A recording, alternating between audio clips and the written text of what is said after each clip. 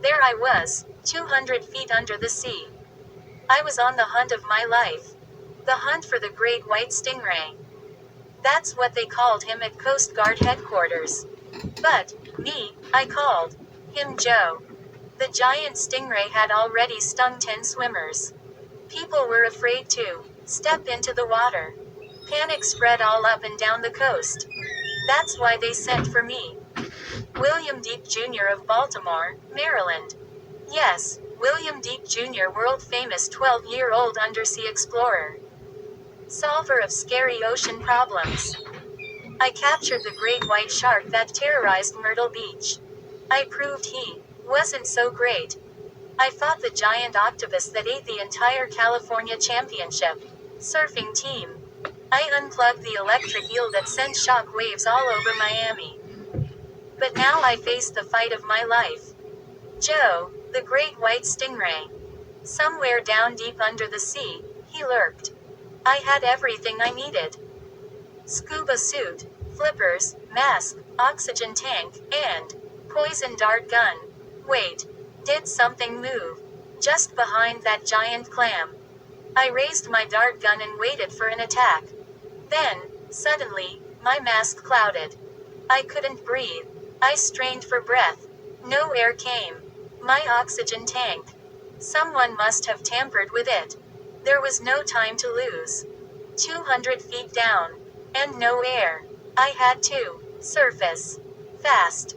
I kicked my legs, desperately trying to pull myself to the surface. Holding my breath. My lungs about to burst. I was losing strength, getting dizzy. Would I make it? Or would I die right here, deep under the ocean, Joe the stingray's dinner? Panic swept over me like an ocean tide.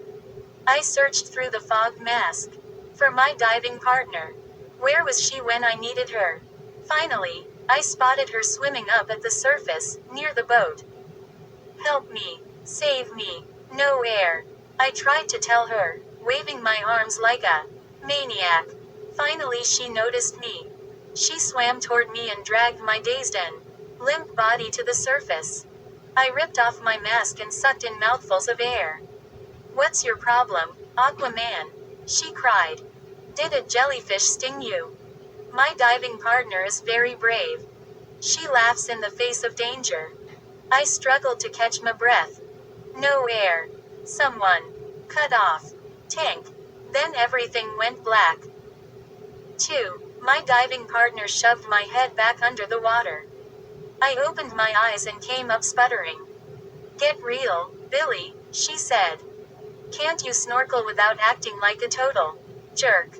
I sighed. She was no fun. My diving partner was really just my bratty sister, Sheena. I was only pretending to be William Deep Jr. undersea explorer. But would it kill Sheena to go along with it just once? My name actually is William Deep Jr., but everybody calls me Billy. I'm 12. I think I mentioned that already. Sheena is 10. She looks like me. We both have straight black hair, but mine is short and hers goes down to her shoulders. We're both skinny, with knobby knees and elbows, and long, narrow feet. We both have dark blue eyes and thick, dark eyebrows. Other than that, we're not alike at all. Sheena has no imagination. She was never afraid of monsters in her closet. When she was little, she didn't believe in Santa Claus or the Tooth Fairy, either. She loves to say, there's no such thing. I dove underwater and pinched Sheena's leg. Attack of the giant lobster. Man, stop it. She screamed. She kicked me in the shoulder. I came up for air. Hey, you too, my uncle said. Be careful down there. My uncle stood on the deck of his Sea Lab boat, the Cassandra. He peered down at Sheena and me snorkeling nearby. My uncle's name is George Deep, but everybody calls him Drive. D. Even my dad, who is his brother, calls him Drive. D.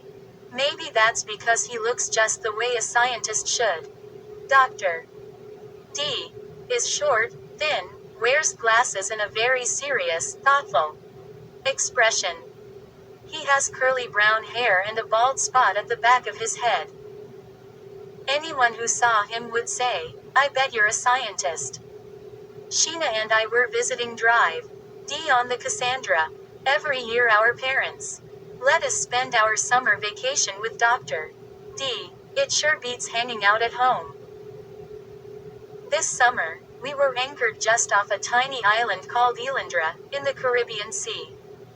Dr. D. is a marine biologist. He specializes in tropical marine life. He studies the habits of tropical fish and looks for new kinds of ocean plants and fish that haven't been discovered yet. The Cassandra is a big and sturdy boat. It is about 50 feet long. Dr. D. uses most of the space for labs and research rooms. Up on deck is a cockpit, where he steers the boat. He keeps a dinghy tied to the starboard, or right side of the deck, and a huge glass tank on the port, or left side. Sometimes Drive D catches very big fish and keeps them temporarily in the glass tank. Usually just long enough to tag the fish for research, or care for them if they are sick or injured. The rest of the deck is open space, good for playing catch or sunbathing. Dr. D's research takes him all over the world. He isn't married and doesn't have any kids. He says he's too busy staring at fish. But he likes kids. That's why he invites me and Sheena to visit him every summer. Stick close together, kids, Drive D said. And don't swim off too far. Especially you, Billy. He narrowed his eyes at me. That's his look. He never narrows his eyes at Sheena. There've been reports of some shark sightings in the area, he said. Sharks. Wow. I cried. Dr. D frowned at me. Billy, he said. This is serious. Don't leave the boat. And don't go near the reef. I knew he was going to say that. Clamshell Reef is a long, red coral reef just a few hundred yards away from where we were anchored. I'd been dying to explore it ever since we got there. Don't worry about me, Drive D. I called up to him. I won't get into trouble. Sheena muttered under her breath, yeah, right. I reached out to give her another lobster pinch, but she dove underwater. Good, said Dr. D. Now don't forget. If you see a shark fin, try not to splash around a lot. Movement will attract it. Just slowly, steadily return to the boat. We won't forget, said Sheena, who had come up behind me, splashing like crazy. I couldn't help feeling just a little bit excited. I'd always wanted to see a real, live shark. I'd seen sharks at the aquarium, of course. But they were trapped in a glass tank, where they just swam around restlessly, perfectly harmless. Not very exciting. I wanted to spot a shark's fin on the horizon, floating over the water, closer. Closer, heading right for us. In other words, I wanted adventure. The Cassandra was anchored out in the ocean, a few hundred yards away from Clamshell Reef. The reef surrounded the island. Between the reef and the island stretched a beautiful lagoon. Nothing was going to stop me from exploring that lagoon. No matter what, Dr. D said. Come on, Billy, Sheena called, adjusting her mask. Let's check out that school of fish. She pointed to a patch of tiny ripples in the water near the bow of the boat. She slid the mouthpiece into her mouth and lowered her head into the water. I followed her to the ripples. Soon Sheena and I were surrounded by hundreds of tiny, neon blue fish. Underwater, I always felt as if I were in a faraway world. Breathing through the snorkel, I could live down here with the fish and the dolphins, I thought. After a while, maybe I would grow flippers and a fin. The tiny blue fish began to swim away, and I swam with them. They were so great looking. I didn't want them to leave me behind. Suddenly, the fish all darted from view. I tried to follow, but they were too fast. They had vanished. Had something scared them away? I glanced around. Clumps of seaweed floated near the surface. Then I saw a flash of red. I floated closer, peering through the mask. A few yards ahead of me I saw bumpy red formations. Red coral. Oh, no, I thought. Clamshell reef. Dr. D told me not to swim this far. I began to turn around. I knew I should swim back to the boat. But I was tempted to stay and explore a little. After all, I was already there. The reef looked like a red sand castle, filled with underwater caves and tunnels. Small fish darted in and out of them. The fish were bright yellow and blue. Maybe I could swim over and explore one of those tunnels, I thought. How dangerous could it be?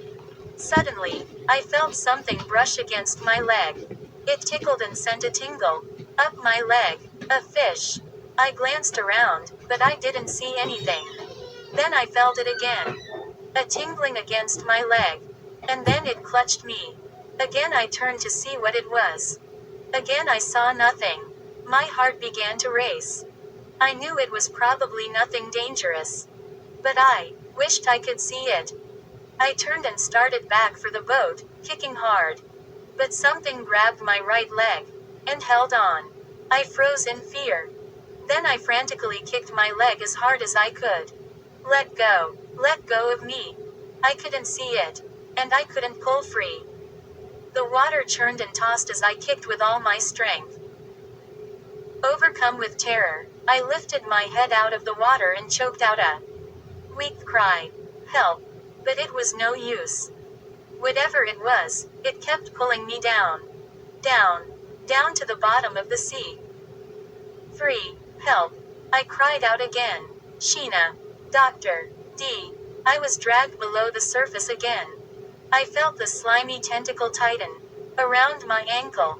As I sank underwater, I turned and saw it. It loomed huge and dark. A sea monster. Through the churning waters, it glared at me with one giant brown eye. The terrifying creature floated underwater like an enormous, dark green balloon.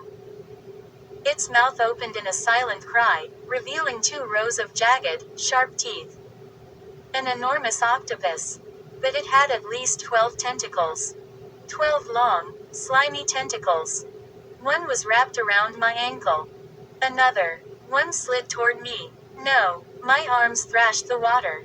I gulped in mouthfuls of air. I struggled to the surface. But the huge creature dragged me down again. I couldn't believe it. As I sank, scenes from my life actually flashed before my eyes. I saw my parents, waving to me as I boarded the yellow school bus for my first day of school. Mom and Dad. I'll never see them again. What a way to go, I thought. Killed by a sea monster. No one will believe it. Everything started to turn red. I felt dizzy, weak. But something was pulling me up to the surface, away from the tentacled monster. I opened my eyes, choking and sputtering. I stared up at Drive. D. Billy. Are you all right? Dr. D studied me with concern. I coughed and nodded. I kicked my right leg. The slimy tentacle was gone. The dark creature had vanished.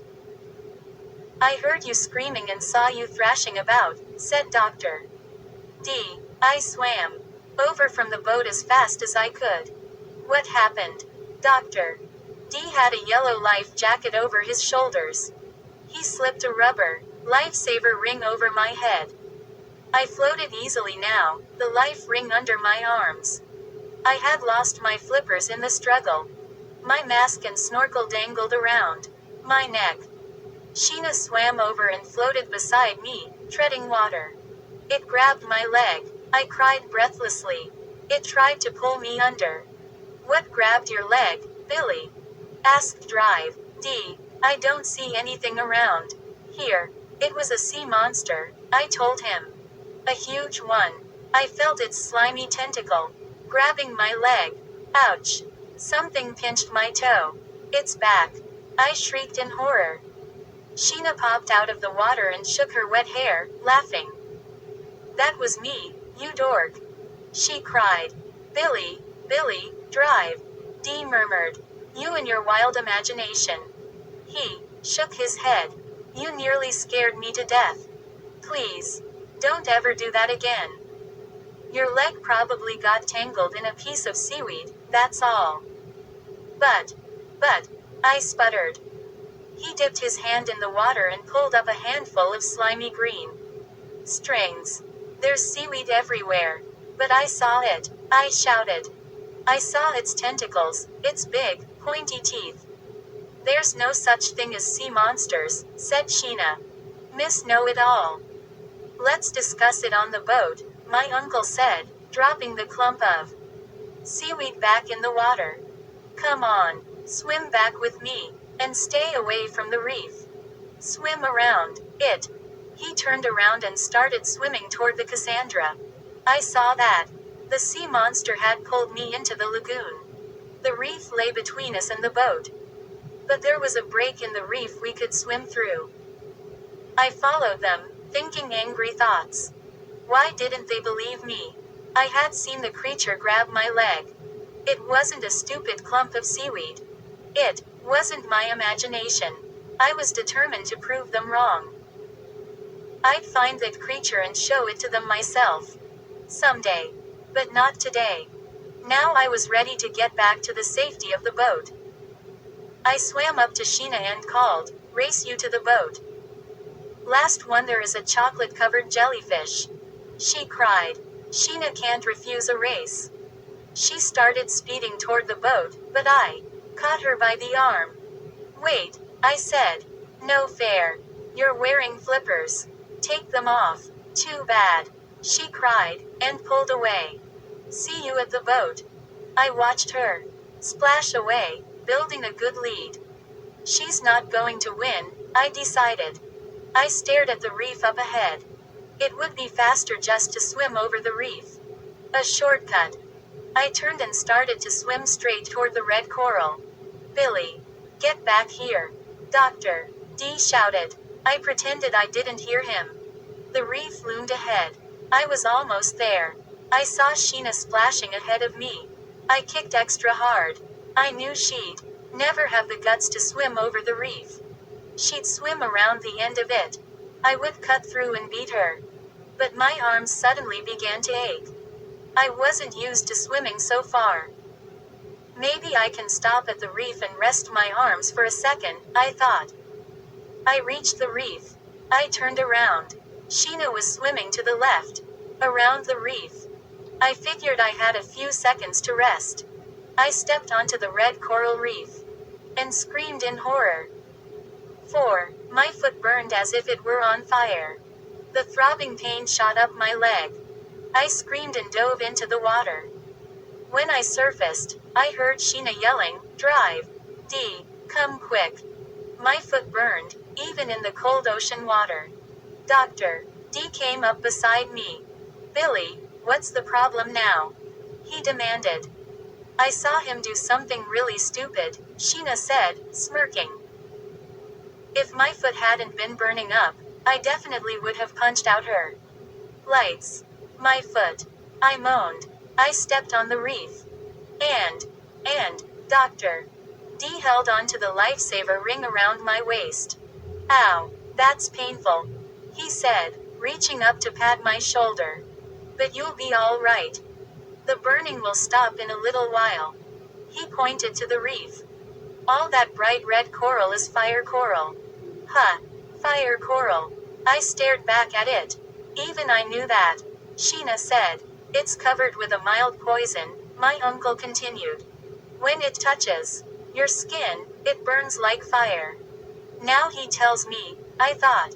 Don't you know anything? Sheena asked sarcastically. She was asking for it. She really was. You're lucky you only burned your foot, drive, Dee said. Coral can be very sharp. You could have cut your foot and gotten poison into your bloodstream. Then you'd really be in trouble. Wow.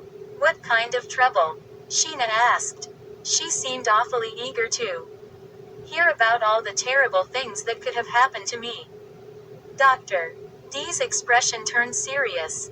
The poison could paralyze you, he said. Oh great, I said. So keep away from the red coral from now on, Dr. D warned. And stay away from the lagoon, too. But that's where the sea monster lives. I protested. We have to go back there. I have to show it to you. Sheena bobbed in the blue-green water. No such thing, no such thing, she chanted. Her favorite phrase. No such thing. Right, drive, D. Well, you never know, drive. D replied thoughtfully. We don't know all of the creatures that live in the oceans, Sheena. It's better to say that scientists have never seen one. So there, Shira, I said. Sheena spit a stream of water at me.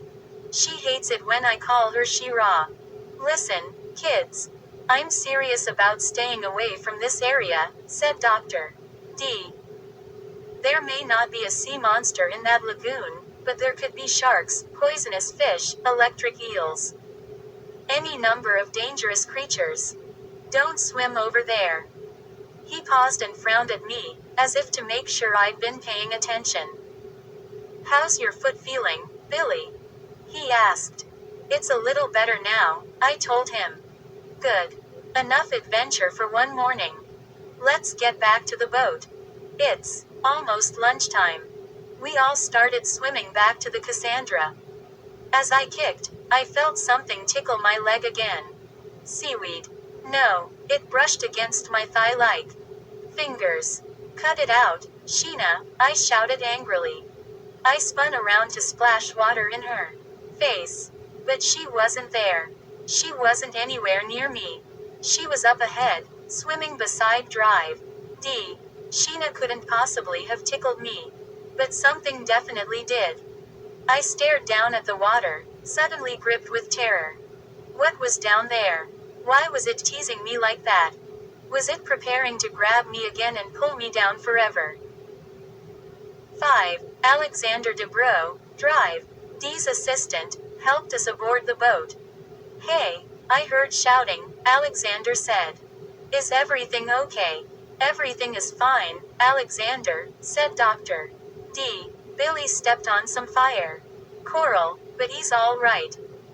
As I climbed up the ladder, Alexander grabbed my hands and pulled me aboard. Wow, Billy, he said. Fire coral. I accidentally bumped into the fire coral. My first day here. I saw stars. I really did, man. You sure you're okay? I nodded and showed him my foot. It feels better now. But that wasn't the worst thing that happened. I was almost eaten by a sea monster. No such thing, no such thing, Sheena chanted. I really saw it, I insisted. They don't believe me, but it was there. In the lagoon. It was big and green and Alexander smiled. If you say so, Billy, he said. He winked at Sheena. I wanted to punch out his lights, too. Big deal science student. What did he know? Alexander was in his early 20s. But, unlike Drive, D, he didn't look like a scientist. He looked more like a football player. He was very tall, about 6 feet 4 inches, and muscular. He had thick, wavy blonde hair and blue eyes that crinkled in the corners. He had broad shoulders, and big, powerful-looking hands. He spent a lot of time in the sun and had a smooth, dark tan. I hope you're all hungry, Alexander said. I made chicken salad, sandwiches for lunch. Oh, great, Sheena said, rolling her eyes. Alexander did most of the cooking. He thought he was good at it. But he wasn't. I went below deck to my cabin to change out of my wet bathing suit. My cabin was really just a tiny sleeping cubby with a cupboard for my things. Sheena had one just like it. Dr. D and Alexander had bigger cabins that they could actually walk around in. We ate in the galley, which was what Drive D called the boat's kitchen. It had a built-in table and built-in seats, and a small area for cooking. When I entered the galley, Sheena was already sitting at the table. There was a big sandwich on a plate in front of her, and one waiting for me. Neither of us was too eager to try Alexander's chicken salad. The night before, we had had Brussels sprouts casserole. For breakfast this morning, he served us whole wheat pancakes that sank to the bottom of my stomach like the Titanic going down. "You first," I whispered to my sister. Sheena said, shaking her head. "You try it. You're older." My stomach growled. I sighed. There was nothing to do but taste it. I sank my teeth into the sandwich and started chewing. Not bad, I thought at first. A little chicken, a little mayonnaise. It actually tasted like a regular chicken salad sandwich. Then, suddenly, my tongue started to burn. My whole mouth was on fire. I let out a cry and grabbed for the glass of iced tea in front of me. I downed the entire glass. "Fire coral!" I screamed. "You put fire coral in the chicken salad." Alexander laughed. "Just a little chili pepper. For taste. You like it." "I think I'd rather have cereal for lunch," Sheena said, setting down her sandwich. "If you don't mind." "You can't have cereal for every meal," Alexander replied, frowning. "No wonder you're so skinny, Sheena. You never eat anything but cereal. Where's your spirit of adventure?" "I think I'll have cereal, too," I said sheepishly. "Just for a change of pace." Dr. D came into the galley. "What's for lunch?" he asked. "Chicken salad sandwiches," said Alexander. "I made them spicy. Very spicy," I warned him. Dr. D glanced at me and raised an eyebrow. "Oh, really?" he said. "No, I'm not very hungry. I think I'll just have cereal for lunch." "Maybe Billy and I could make dinner tonight," Sheena offered. She poured cereal into a bowl and added milk. "It's not fair for Alexander to cook all the time." "That's a nice idea, Sheena," said Dr. D. "What do you two know how to make?" "I know how to make brownies from a mix," I offered. "And I know how to make fudge," said Sheena. Said Dr. D. "Maybe I'll cook tonight." "How does grilled fish sound?" "Great," I said. After lunch, drive. D went into his office to go over some notes. Alexander led Sheena and me into the main lab to show us around. The work lab was really cool. It had 3 big glass tanks along the wall, filled with weird, amazing fish. The smallest tank held 2 bright yellow seahorses and an underwater trumpet. The underwater trumpet was a long, red and white fish shaped like a tube. There were also a lot of guppies swimming around in this tank. Another tank held some flame angelfish, which were orange-red like fire. And a harlequin tusk fish, with orange and aqua tiger stripes for camouflage.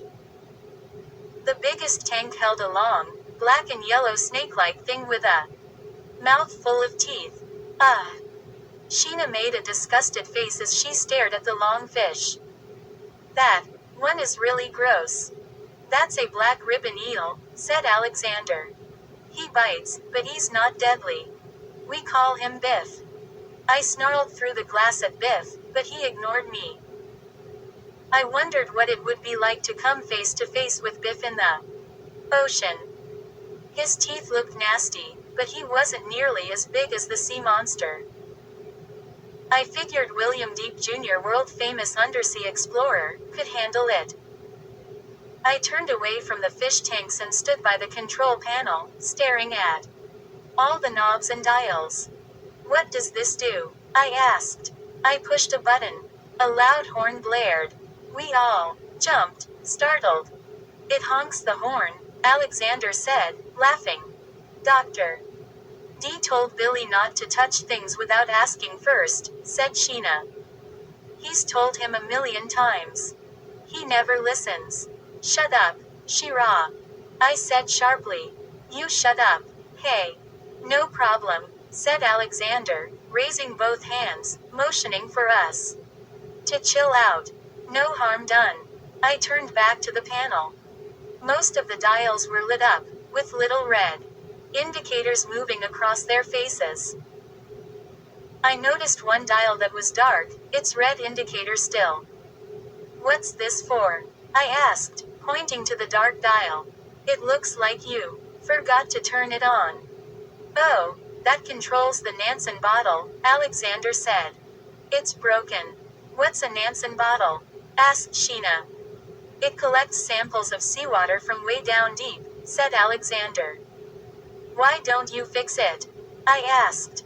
We can't afford to, said Alexander. Why not? Asked Sheena. Doesn't the university give you money? We both knew that Dr. D's research was paid for by a university in Ohio. They gave us money for our research, Alexander explained. But it is almost gone. We're waiting to see if they'll give us more. In the meantime, we don't have the money to fix things. What if the Cassandra breaks down or something? I asked. Then I guess we'll have to put her in dry dock for a while, said Alexander. Or else find a new way to get more money. Wow, said Sheena. That would mean no more summer visits. I hated to think of the Cassandra just sitting on a dock. Even worse was the thought of Dr. D being stuck on land with no fish to study. Our uncle was miserable whenever he had to go ashore. He didn't feel comfortable unless he was on a boat. I know, because one Christmas he came to our house to visit. Usually Drive D is fun to be with. But that Christmas visit was a nightmare. Dr. D spent the whole time pacing through the house. He barked orders at us like a sea captain. Billy, sit up straight. He yelled at me. Sheena, swab the decks. He just wasn't himself. Finally, on Christmas Eve, my dad couldn't take it anymore. He told Drive D to shape up or ship out. Dr. D ended up spending a good part of Christmas Day in the bathtub, playing with my old toy boats. As long as he stayed in the water, he was back to normal. I never wanted to see Drive D stranded on land again. Don't worry, kids, Alexander said. Dr. D has always found a way to get by. I hoped Alexander was right. I studied another strange dial, marked sonar probes. Hey, Alexander, I said. Will you show me how the sonar probes work? Sure, said Alexander. Just let me finish a few chores. He walked over to the first fish tank. He scooped out a few guppies with a small net. Who wants to feed Biff today? Not me, said Sheena. Yuck. No way, I said as I stepped to a porthole and peered out. I thought I heard a motor outside. So far we had seen very few other boats. Not many people passed by Elandra. A white boat chugged up to the side of the Cassandra. It was smaller but newer than our boat. A logo on the side said Marina Zoo. A man and a woman stood on the deck of the zoo boat. They were both neatly dressed in khaki pants and button-down shirts. The man had a short, neat haircut, and the woman's brown hair was pulled back in a ponytail. She carried a black briefcase. The man waved to someone on the deck of the Cassandra. I figured he had to be waving at Drive D. Now Sheena and Alexander stood beside me at the porthole, watching. Who's that? Sheena asked. Alexander cleared his throat. I'd better go see what this is about, he said. He handed Sheena the net with the guppies in it. Here, he said. Feed Biff. I'll be back later. He left the lab in a hurry. Sheena looked at the squirming guppies in the net and made a face. I'm not going to stay here and watch Biff eat these poor guppies. She stuck the net in my hand and ran out of the cabin. I didn't want to watch Biff eat the poor fish, either. But I didn't know what else to do with them. I quickly dumped the guppies into Biff's tank. The eel's head shot forward. His teeth clamped down on a fish. The guppy disappeared. Biff grabbed for another one. He was a fast eater. I dropped the net on a table and walked out of the lab. I made my way down the narrow passageway, planning to go up on deck for some air. I wondered if Dr. D would let me do some more snorkeling this afternoon. If he said yes, maybe I would swim toward the lagoon, see if I could find any sign of the sea monster. Was I scared? Yes. But I was also determined to prove to my sister and uncle that I wasn't crazy. That I wasn't making it up. I was passing Drive D's office when I heard voices. I figured Drive D and Alexander must be in there with the two people from the zoo. I paused for just a second. I didn't mean to eavesdrop, I swear. But the man from the zoo had a loud voice, and I couldn't help but hear him. And what he said was the most amazing thing I had ever heard in my whole entire life. I don't care how you do it, Drive Deep, the man bellowed. But I want you to find that mermaid. 6. A mermaid. Was he serious? I couldn't believe it. Did he really want my uncle to find a real, live mermaid? I knew Sheena would start chanting, no such thing, no such thing. But here was a grown man, a man who worked for a zoo, talking about a mermaid.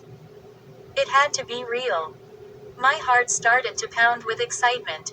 I might be one of the first people on Earth ever to see a mermaid, I thought. And then I had an even better thought. What if I was the one to find her? I'd be famous. I'd be on TV and everything. William Deep Jr., the famous sea explorer. Well, after I heard that, I couldn't just walk away. I had to hear more. Holding my breath, I pressed my ear to the door and listened. Mr. Showalter, Ms. Wickman, please understand, I heard Drive D saying. I'm a scientist, not a circus trainer. My work is serious. I can't waste my time looking for fairy tale creatures. We're quite serious, Drive Deep, said Ms. Wickman. There is a mermaid in these waters. And if anyone can find her, you can. I heard Alexander ask, what makes you think there's really a mermaid out there? A fisherman from a nearby island spotted her, replied the man from the zoo. He said he got pretty close to her, and he's sure she's real. He saw her near the reef. This reef, just off Elandra. The reef. Maybe she lives in the lagoon. I leaned closer to the door. I didn't want to miss a word of this. Some of these fishermen are very superstitious, Mr. Showalter, my uncle, scoffed. For years there have been stories, but no real reason to believe them. We didn't believe the man ourselves, said the woman. Not at first. But we asked some other fishermen in the area, and they claim to have seen the mermaid, too. And I think they're telling the truth. Their descriptions of her match, down to the smallest detail. I could hear my uncle's desk chair creak. I imagined him leaning forward as he asked, and how, exactly, did they describe her? They said she looked like a young girl, Mr. Showalter told him. Except for the, he cleared his throat, the fish tail.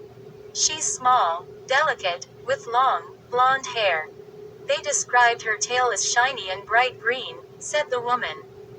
I know it sounds incredible, Drive Deep. But when we spoke to the fishermen, we were convinced that they really saw a mermaid. There was a pause. Was I missing something? I pressed my ear to the door. I heard my uncle ask, and why, exactly, do you want to capture this mermaid? Obviously, a real, live mermaid would be a spectacular attraction at a zoo. Like ours, said the woman. People from all over the world would flock to see her. The Marina Zoo would make millions of dollars.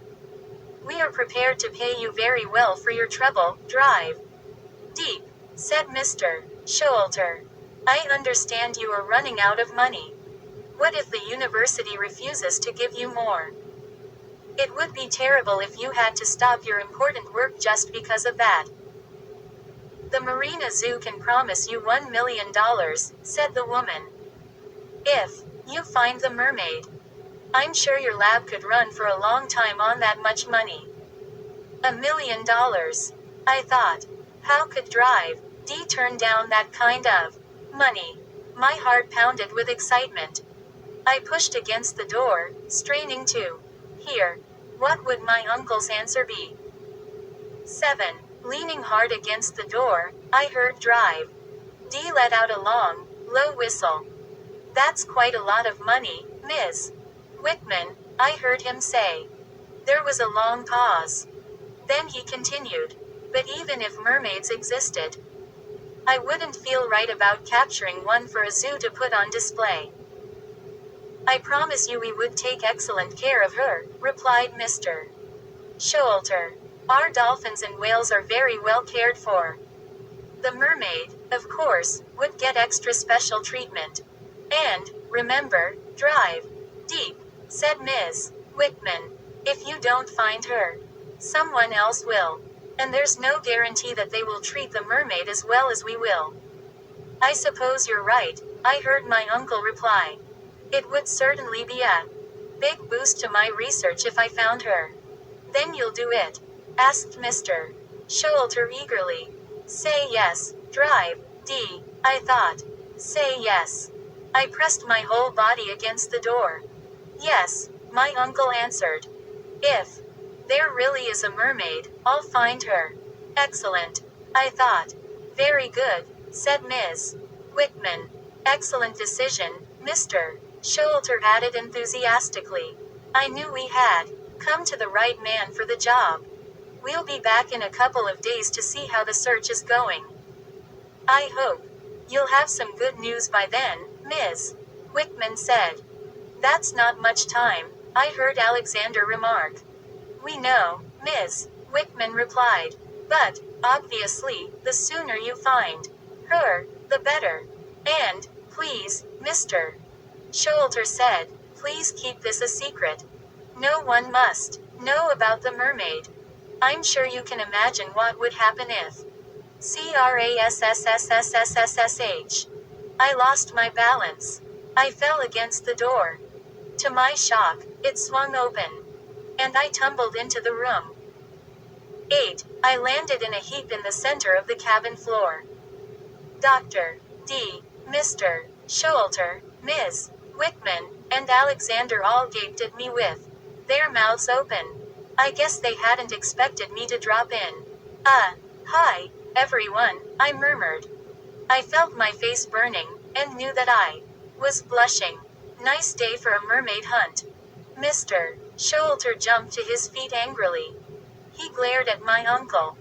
This was supposed to be a secret. Alexander strode across the room and helped me to my feet. Don't worry about Billy, he said. He put a protective arm around me. You can trust him. I'm very embarrassed, Drive D told his visitors. This is my nephew, Billy Deep. He and his sister are visiting me for a few weeks. Can they keep our secret? Asked Ms. Whitman. Dr. D turned his gaze on Alexander. Alexander nodded. Yes, I'm sure they can, said Dr. D. Billy won't say anything to anyone. Right, Billy. He narrowed his eyes at me. I really do hate it when he does that. But this time I couldn't blame him. I shook my head. No, I won't tell anyone. I swear. Just to be on the safe side, Billy, said Dr. D. Don't mention the mermaid to Sheena. She's too young to have to keep a big secret like this. I promise, I replied solemnly. I raised my right hand as if swearing an oath. I won't breathe a word to Sheena. This was so cool. I knew the biggest secret in the world. And Sheena wouldn't have a clue. The man and woman from the zoo exchanged glances. I could see they were still worried. Alexander said, You really can trust Billy. He's very serious for someone his age. You bet I'm serious, I thought. I'm William Deep Jr., world famous mermaid catcher. Mr. Sholter and Ms. Wickman seemed to relax a little. Good, said Ms. Wickman. She shook hands with Dr.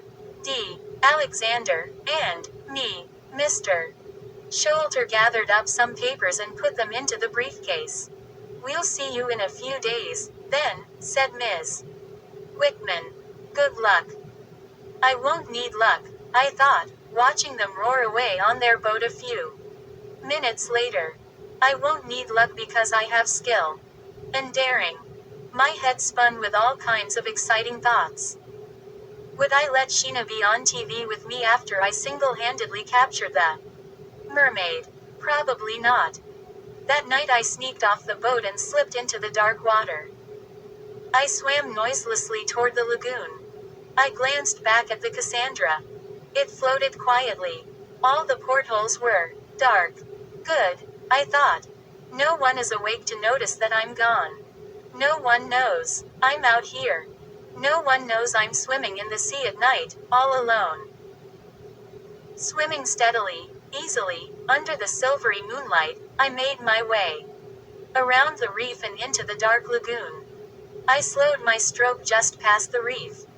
My eyes darted eagerly around the lagoon. The waves lapped gently under me. The water sparkled as if a million tiny diamonds floated on the surface. Where was the mermaid? I knew she was there. I knew I would find her here. From deep below me, I heard a low rumble. I listened hard. The sound, faint at first, grew louder. The waves tossed as the sound became a steady roar. It rumbled like an earthquake. An earthquake on the ocean floor. The waves tumbled and tossed. I struggled to stay on top of them. What was happening? Suddenly, from the middle of the lagoon, a huge wave swelled. It rose higher, like a gigantic geyser. Higher. Over my head. As tall as a building. A tidal wave. No. The wave broke. The dark creature pushed up underneath it. Water slid off its grotesque body. Its single eye stared out darkly at me. Its tentacles writhed and stretched. I screamed. The monster blinked its muddy brown eye at me. I tried to turn and swim away. But it was too fast. The tentacles whipped out and grabbed me, tightening around my waist. Then a slimy, cold tentacle wrapped around my neck and started to squeeze. 9. I can't breathe. I managed to choke out. I tugged at the tentacle twining around my throat. Help me. Somebody. I opened my eyes and stared up at the ceiling. I was lying in bed. In my cabin. The sheet was wrapped tightly around me. I took a deep breath and waited for my heart to stop thudding. A dream. Only a dream. I rubbed my eyes, lifted myself, and peered out the porthole. The sun was just rising over the horizon. The sky was morning red. The water a hazy purple. Squinting past the reef, I saw the lagoon. Perfectly still. Not a sea monster in sight. I wiped the sweat from my forehead with my pajama sleeve. No need to be afraid, I told myself. It was just a dream. A bad dream. I shook my head, trying to forget about the sea monster. I couldn't let it scare me. I couldn't let it stop me from finding that mermaid. Was anyone up? Had I yelled out loud in my sleep? I listened carefully. I could hear only the creaking of the boat, the splash of waves against its side. The pink morning sunlight cheered me. The dark water looked inviting. I slipped into my bathing suit and crept out of my cabin as quietly as I could. I didn't want anyone to hear me. In the galley I saw a half-empty pot of coffee sitting on the warmer. That meant drive. D was already up. I tiptoed down the passageway and listened. I could hear him puttering around in the main lab. I grabbed my snorkel, flippers, and mask and went up on deck. Nobody up there. The coast was clear. Silently, I climbed down the ladder, slipped into the water, and snorkeled toward the lagoon. I know it was crazy to sneak away like that, but you can't imagine how excited I was. Even in my wildest daydreams as William Deep Jr. undersea explorer, I never thought I would see a real, live mermaid. As I snorkeled toward the lagoon, I tried to imagine what she would look like. Mr. Showalter had said she looked like a young girl with long, blonde hair and a green fish tail. Weird, I thought. Half human, half fish. I tried to imagine my own legs replaced by a fish tail. I'd be the greatest swimmer on earth if I had a fish tail, I thought. I could win the Olympics without even practicing. I wonder if she's pretty, I thought. And I wonder if she can talk. I hope she can. She can tell me all kinds of secrets of the oceans. I wonder how she breathes underwater. I wonder if she thinks like a human or like a fish. So many questions. This is going to be the greatest adventure of my life, I thought. After I'm famous, I'll write a book about my undersea adventures. I'll call it Courage of the Deep, by William Deep Jr. Maybe someone will even turn it into a movie. I raised my head and saw that I was nearing the reef. I concentrated on keeping away from it. I didn't want to touch that fire coral again. I couldn't wait to explore the lagoon. I was so excited, I forgot all about that terrifying dream I had had the night before. I kicked my legs carefully, watching out for red coral. I was nearly past the reef when I felt something brush my leg. Oh! I cried out and swallowed a mouthful of salty water. Sputtering and choking, I felt something wrap around my ankle. As it grabbed at me, it scratched my ankle. This time I knew for sure it wasn't seaweed. Seaweed doesn't have claws. 10. Ignoring the panic that nearly froze me, I kicked and thrashed with all my strength. Stop it! Stop kicking me! A voice screamed. The mermaid. Hey! I cried out angrily as Sheena's head appeared beside me. She pulled up her snorkeling mask. I didn't scratch you that hard. She snapped. You don't have to go crazy. What are you doing here? I cried. What are you doing here? She demanded nastily. You know Drive, Dee told us not to swim here. Then you shouldn't be here. Should you? I shouted. I knew you were up to something, so I followed you, Sheena replied, adjusting her mask. I'm not up to anything, I lied. I'm just snorkeling. Sure, Billy. You're just snorkeling at 6:30 in the morning exactly. Where you're not supposed to. And where you burned your foot on that fire coral yesterday. You're either up to something, or you're totally crazy. She squinted at me, waiting for a response. What a choice. I was either up to something, or crazy. Which should I admit to? If I admitted I was up to something, I'd have to tell her about the mermaid. And I couldn't do that. Okay, I said with a casual shrug. I guess I'm crazy. Well, big news, she muttered sarcastically. Come on back to the boat, Billy, said Sheena. Dr. D will be looking for us. You go back. I'll be there in a little while. Billy, said Sheena. Dr. D is going to be very mad. He's probably ready to hop in the dinghy and search for us right now. I was about to give up and go with her. Then, out of the corner of my eye, I saw a big splash on the other side of the reef. The mermaid. I thought. That's got to be her. If I don't go look for her now, I might miss her. I turned away from Sheena and started swimming very fast, straight for the reef. I could hear Sheena screaming, Billy. Come back. Billy. I thought I heard an extra note of panic in her voice, but I ignored it. Just Sheena trying to scare me again, I thought. Billy. She screamed again. Billy. I kept on swimming. No way I was going to stop now. But as it turned out, I should have listened to her. 11. Swimming fast, I raised my head, searching for a good place to swim safely over the fire coral. I saw another splash. Across the lagoon. Near the shore.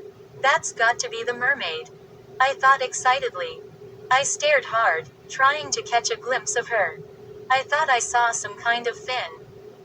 I made my way past the reef into the deep, still waters of the lagoon. I strained to see the mermaid, but my mask had fogged. Rats. I thought. What a time for my mask to start leaking. I came up for air and pulled off the mask. I hoped I wouldn't lose sight of the mermaid because of this. I wiped the water from my eyes and, leaving the mask wrapped around my wrist, stared toward the lagoon. That's when I saw it. A few hundred yards away. Not the green fish tail of a mermaid. The fin I saw was a gray-white triangle sticking straight up in the water. The fin of a hammerhead shark. As I stared in horror, the fin turned in the water, and then ripped toward me. Moving steady and straight as a torpedo. 12. Where was Sheena? Was she still behind me? I glanced back. I could see her in the distance, splashing back to the boat. I was forced to forget about Sheena as the gray fin swiftly moved closer. I thrashed my arms in the water, trying to swim away. When the shark swam right past me, I stopped thrashing. Would it go away? Would it leave me alone? My heart in my throat, I started swimming in the other direction, toward the reef. Away from the shark. I kept my eyes on that fin. It began to turn. The shark's fin streamed toward me in a wide arc. Oh! I let out a terrified groan as I realized it was circling me. Now I didn't know which way to go. The shark swam between me and the boat. If I could turn around and climb onto the reef, maybe I would be safe. The huge fin slid closer. I plunged toward the reef. I knew I had to keep distance between me and the shark. Suddenly, the fin shot up in front of me, between me and the reef. The shark kept circling, closing in, swimming faster and faster, making the circle smaller as he swam. I was trapped, but I couldn't stay still. I couldn't just float there, waiting for the shark to eat me. I had to fight. I kicked my legs in a panic as I swam toward the reef. I was nearer to the reef now. But the shark's circles grew smaller, smaller. I breathed in quick, shallow gasps. I couldn't think clearly. I was too terrified. The same two words echoed in my brain. The shark. The shark. Over and over again. The shark. The shark. The shark swam around me in a tight circle. His tail swished, sending up waves of water over me. The shark. The shark. I stared at the monster in wide-eyed horror. He swam so close, I could see him clearly. He was big, at least 10 feet long. His head was wide and hideous, long like the head of a hammer, with an eye on each end. I heard my voice quivering, "Number." No. Something cold brushed my leg. The shark. The shark. My stomach lurched.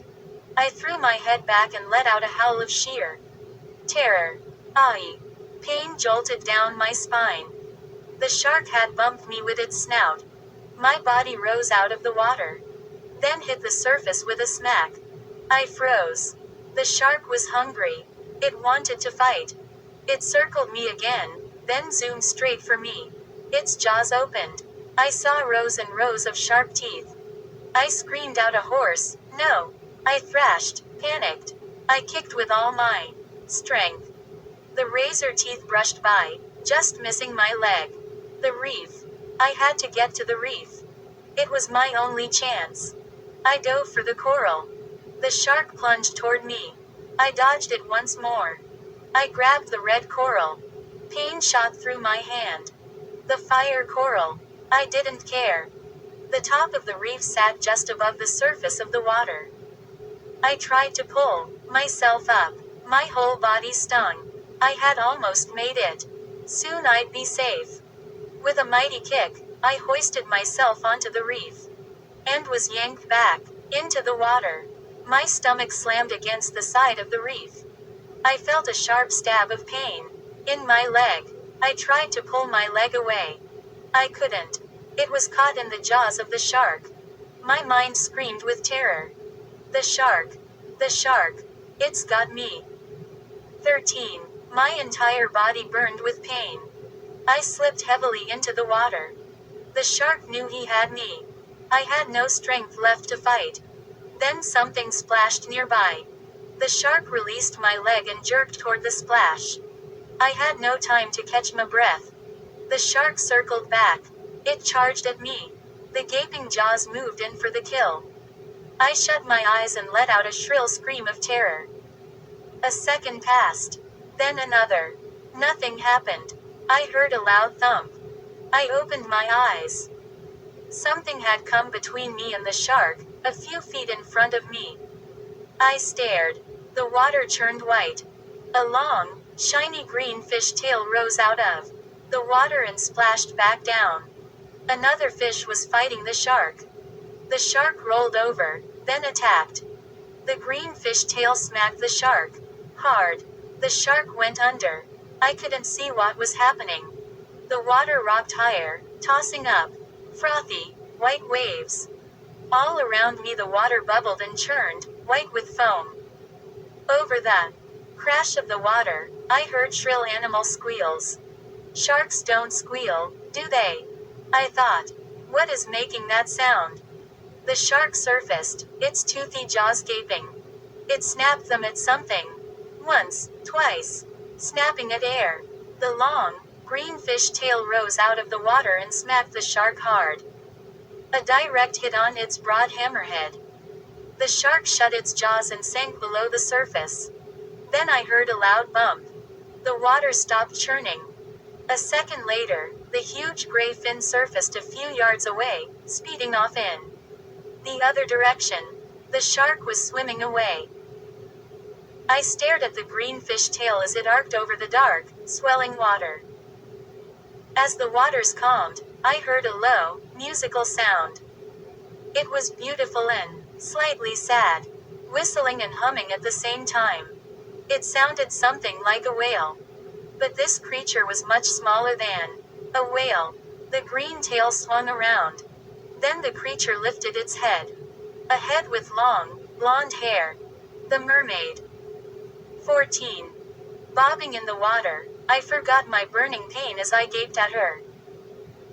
To my amazement, the mermaid looked just as the zoo people had said she would. Her head and shoulders were smaller than mine, but her flashing green tail stretched out, long and powerful.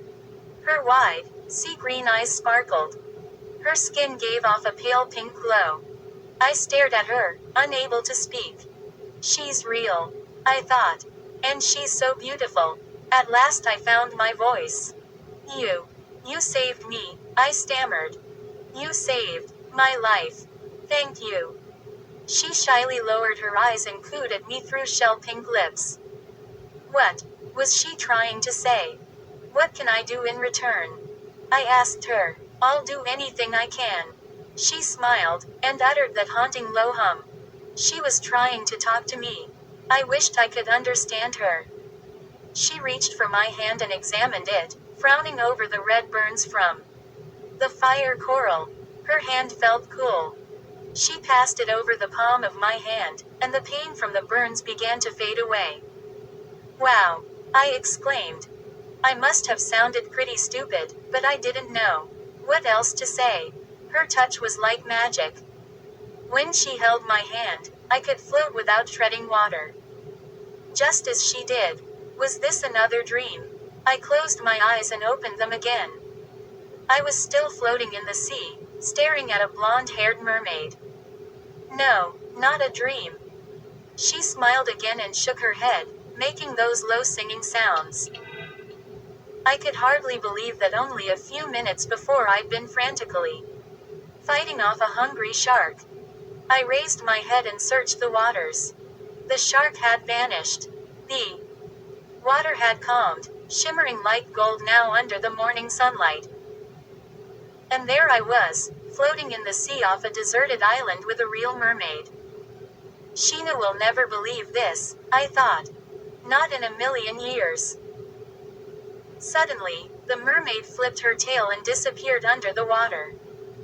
Startled, I searched around for her. She had left without a trace. Not a ripple, not a bubble. Where did she go? I wondered. Is she gone, just like that? Will I never see her again? I rubbed my eyes and looked for her again. No sign of her. A few fish darted past me. She had disappeared so instantly, I began to think I had dreamed her up. After all. Just then, I felt a tiny pinch on my foot. Ouch! I yelled, quickly pulling away. I began to panic. The shark was back. Then, behind me, I heard a small splash and a whistle-like giggle. I turned around. The mermaid smiled mischievously at me. She snapped her fingers in a pinching motion. It was you, I cried, laughing with relief. You're worse than my little sister. She whistled again and slapped her tail against the surface of the water. Suddenly, a dark shadow fell across her face. I raised my eyes to see what it was. Too late. A heavy net dropped over us. Startled, I thrashed my arms and legs. But that only tangled them more in the rope. The net tightened over both of us. We were thrown together. We struggled helplessly as the net jerked us up. The mermaid's eyes widened and she squealed in terror.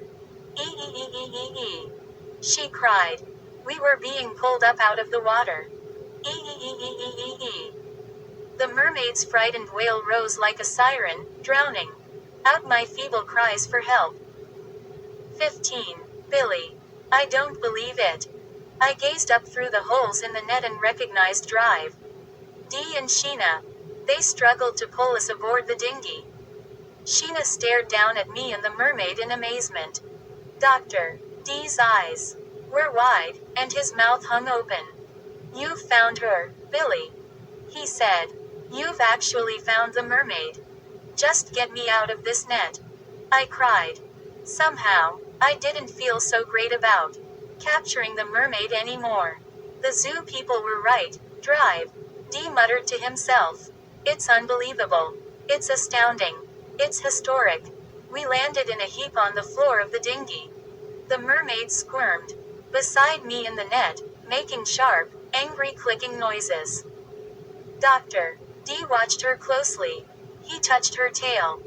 The mermaid flapped it hard against the bottom of the boat. Is there any way this could be a hoax? He wondered aloud. Billy, is this one of your dumb tricks?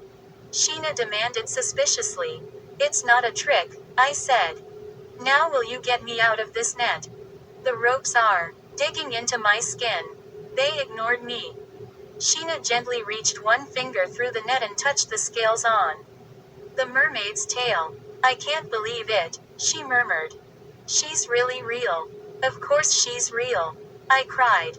We're both real, and we're both very uncomfortable. Well, it is hard to believe anything you say, Sheena snapped. After all, you've been talking about sea monsters ever since we got here. I did see a sea monster, I cried.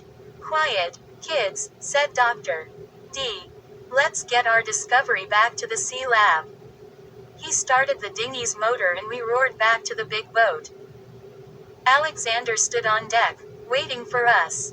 It's really true, he cried, excitedly. It's really a mermaid.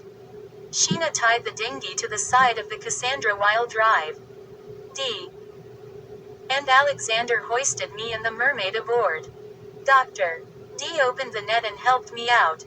The mermaid flopped her tail and got herself even more tangled in the net. Alexander shook my hand. I'm proud of you, Billy. How did you do it? This is amazing. He gave me a vigorous pat on the back. Do you realize this is the greatest ocean find of the century? Maybe of all time. Thanks, I said. But I didn't do anything. I didn't find her. She found me. The mermaid flopped violently on deck. Her squeals became higher pitched, more frantic. Alexander's face fell. "We've got to do something for her," he said. Urgently. "Doctor. You've got to let her go," I said. "She needs to be in the water." "I'll fill the big tank with seawater, drive," said Alexander. He hurried off. To fill the tank. "We can't let her go just yet, Billy," said Dr. Not without examining her first. His eyes were shining with excitement. But he saw how upset I was. "We won't hurt her, Billy. She'll be all right." His eyes dropped to my leg, and he frowned. He kneeled down to look at it. "You're bleeding, Billy," he said. "Are you okay?" "I'm fine," I said. "But the mermaid isn't." He ignored me. "How did this happen?" asked Drive. "A shark grabbed my leg," I told him.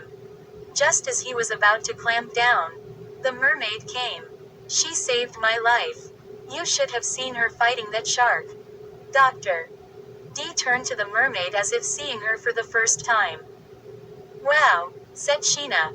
"She fought off a shark. All by herself." The mermaid's long green tail pounded angrily on the deck of the boat. "Ee-ee-ee-ee-ee. Ee-ee-ee-ee-ee." She cried shrilly. She almost sounded as if she were screaming. "Forget about my leg," I shouted. "You've got to let the mermaid go." Dr. stood up, shaking his head.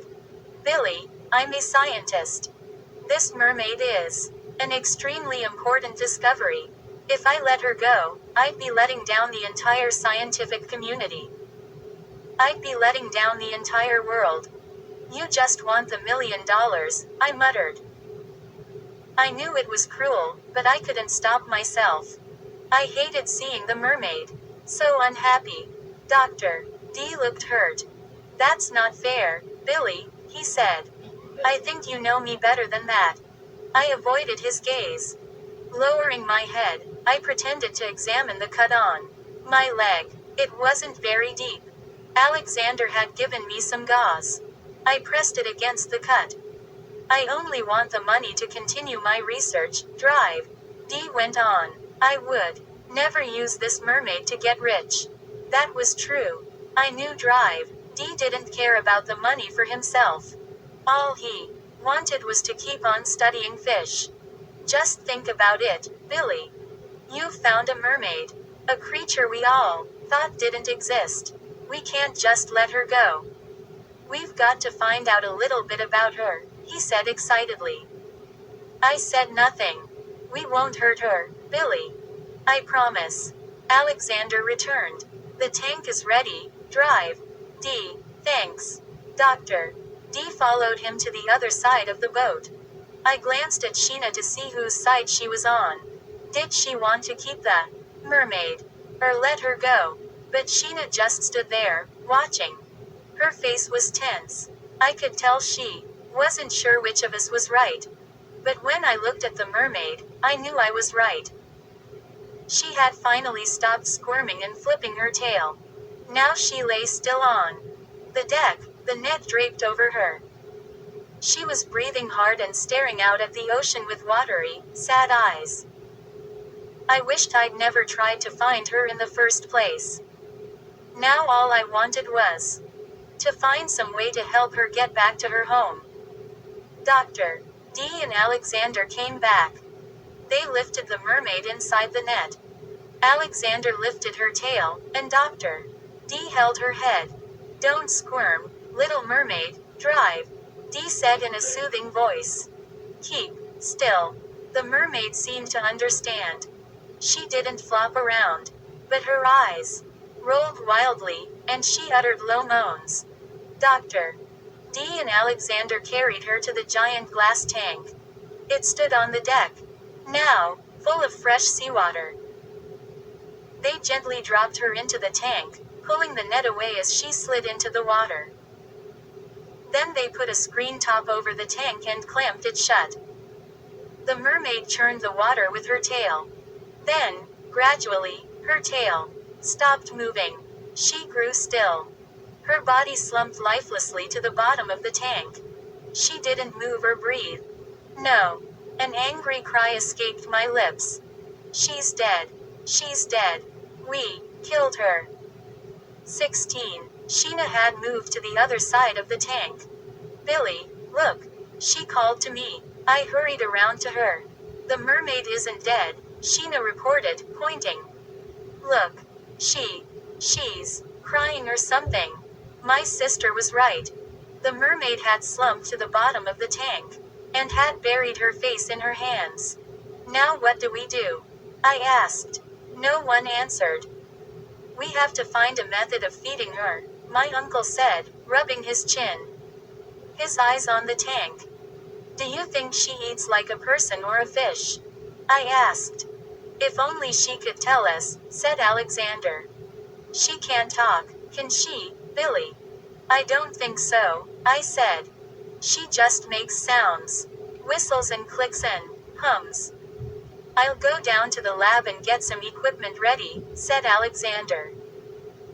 Maybe we can find out something about her with the sonar monitor. Good idea, said Dr. D thoughtfully. Alexander hurried below. I think I'd better go to Santa Anita for some supplies, said Dr. D. Santa Anita was the nearest inhabited island. I'll buy lots of different kinds of foods. We can try them out on her until we find something she likes. Would you two like anything while I'm there?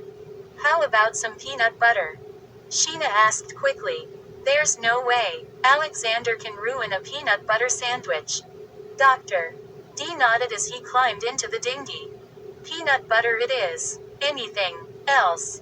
Billy. I shook my head. All right, drive, D said. I'll be back in a few hours. He started the motor, and the dinghy sped off toward Santa Anita. It's so hot, Sheena complained. I'm going down to my cabin for a while. Okay, I said, my eyes on the mermaid. It was hot up on deck. There was no breeze, and the white-hot noon sun beat down on my face. But I couldn't go below deck. I couldn't leave the mermaid. She floated behind the glass, her long tail drooping. When she saw me, she pressed her hands and face to the glass and cooed sadly. I waved to her through the glass. She cooed and hummed in her low voice, trying to communicate with me. I listened, trying to understand. Are you hungry? I asked her. She stared at me blankly. Are you hungry? I repeated, rubbing my stomach.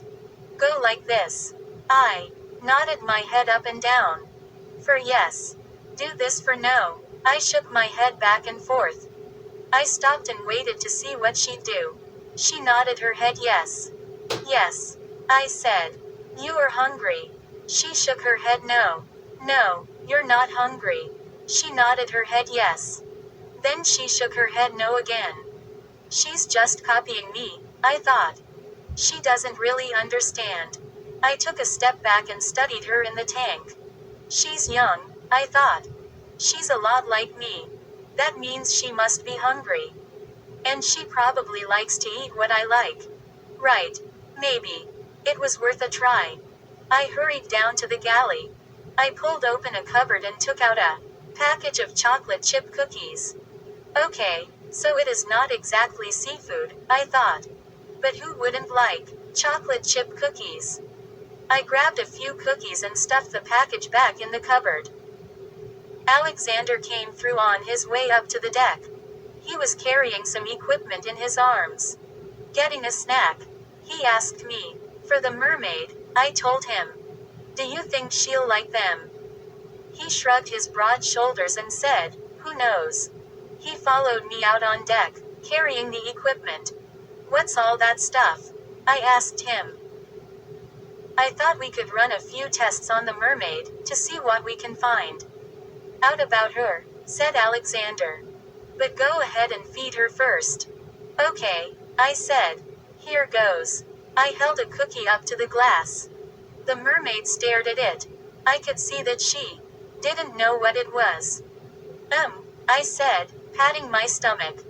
Yummy. The mermaid patted her tummy, imitating me. She stared out at me blankly, with those sea green eyes. Alexander reached up and unlatched the screen top. I handed him the cookie, and he dropped it into the tank. The mermaid watched it falling toward her through the water. She made no attempt to grab it. By the time it reached her, it was soggy. It fell apart in the tank. Yuck, I said. Even I wouldn't eat it now. The mermaid pushed the soggy cookie pieces away. Maybe drive.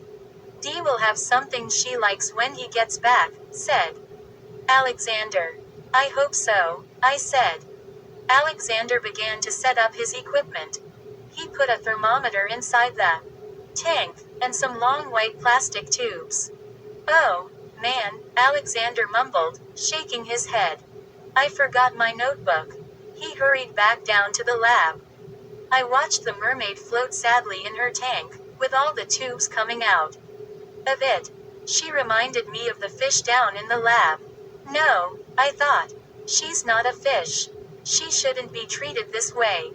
I remembered how she had fought the shark. She could have been killed, I thought. Easily. But she fought the shark.